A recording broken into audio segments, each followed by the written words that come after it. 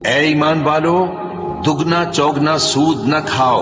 اور اللہ سے ڈرو تاکہ کامیاب ہو جاؤ،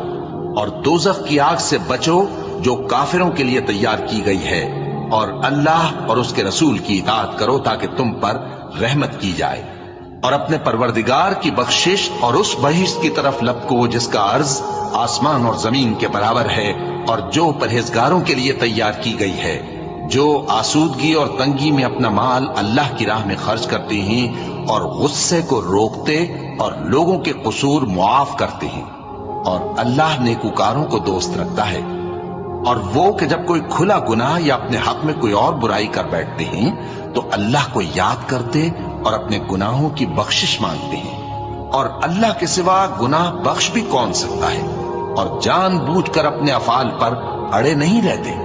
ایسے ہی لوگوں کا صلہ ان کے پروردگار کی طرف سے بخشش اور باغ ہیں۔